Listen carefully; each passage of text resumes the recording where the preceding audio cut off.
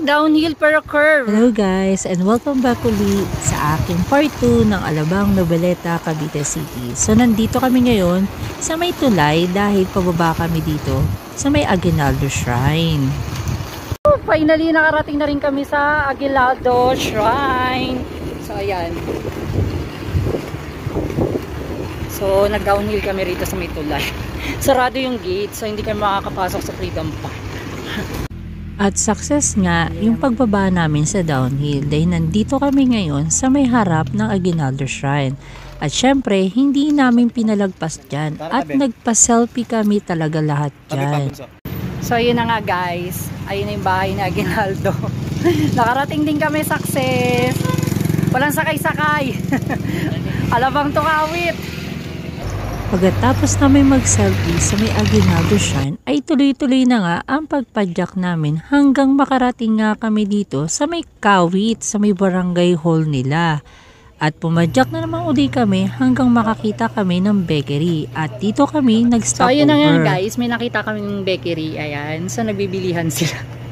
Kain muna kami. Medyo malalayo pa yung Noveleta. At pagkatapos nga namin kumain doon sa may bakery ay tuloy-tuloy na nga ang aming pagpadyak papunta sa may Noveleta. At dito na nga kami ngayon sa may downhill. Sobrang nag-i-enjoy na talaga kami dyan. Dahil kahit papano, smooth na yung daan. Kami ngayon ng Noveleta naman. Kakalagpas lang namin ng Kawit. Kapagod pero okay lang, masaya. Ilang padyak nga lang ay makakarating na nga kami dito sa may arko ng Noveleta. At ito yung Noveleta Arc. At sa sobrang kapapadyak namin ay hindi na namin namalayan na malapit na pala rin kami sa may Noveleta City Hall. Tuloy-tuloy lang ang pagpadyak namin. Halos wala na kaming pahinga dyan dahil wala na nga masyadong sasakyan. At inuloy-tuloy na nga namin hanggang sa may Cavite City. Dahil kukonti na lang talaga yung mga sasakyan. Halos nag-i-enjoy na nga lang kami sa pag-i-skates dyan eh.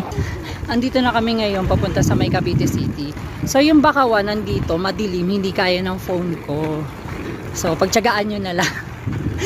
Di ba tibay ng mga paa? Halos wala kaming kapaguran sa kapapadyak. Halos wala kang sasakyan at tao dito. Nakakabangha, palibasa probinsya talaga dito. Guys, nag-stop over kami dito sa gilid ng Bakawan.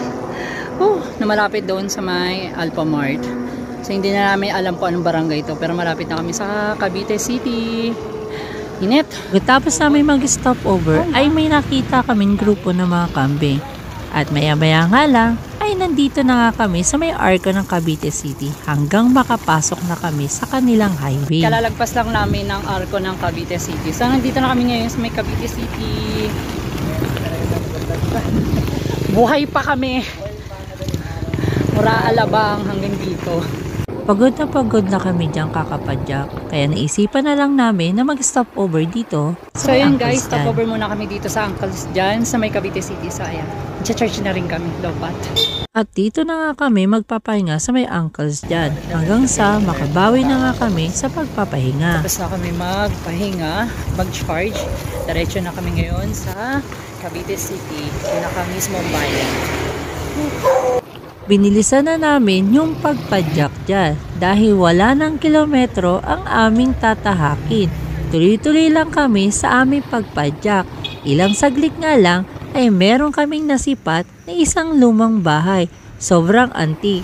At nandito kami ngayon sa may kanilang palengke at napadaan nga kami sa may San Roque Parish. At ilang saglit nga lang ay nandito na kami ngayon sa may Samonte Park. Sobrang saya namin kahit sobrang pagod na. So ayun guys, finally dito na kami ngayon sa may Samonte Park. Nakita nyo, ayan. Ayun yung pinaka, ewan ko kung tawag dyan. Puro flagpole. Tapos seaside na tong nasa likod. Tapos andun na sila. Ayun.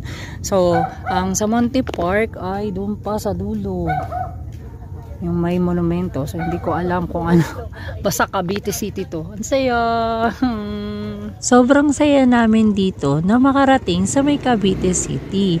Dahil sobra namin pinagpaguran ang pagpadyak mula Alabang hanggang makarating nga kami dito sa may Samonte Park sa may Cavite City. Ang saya nga eh. Halos 2 oras din yung pagpadyak namin o higit pa. Halos wala pa ngang araw yan. Hindi ko nga maintindihan bakit ang bibilis nila pumadyak. At eto ngayon, nagpapahinga na yung mga kasama ko. Yung iba nga natulog na nga lang dahil sa sobrang pagod. At kami naman ay nag-ikot-ikot muna dito sa Misamonte Park dahil gusto namin i-explore yung lugar kung gaano kaganda. Dahil ngayon lang talaga kami nakarating. In-explore lang namin yung buong park dito sa Misamonte Park sa may Cavite City. So kasama ko si Marcos, inikot-ikot lang. So mamaya na lang kami ikot ang gusto kapag putok ng araw kasi medyo madilim kasi mag-aalas 5 pa lang kasi nung umaga nang makarating kami rito. Nakakapagod pero masaya. So ayun guys, pauwi na kami, nag-decide na kasi inaantok na sila. Ayun, naantok na sila, pauwi na kami ng Alabang. So hanggang dito na lang. Salamat sa panonood.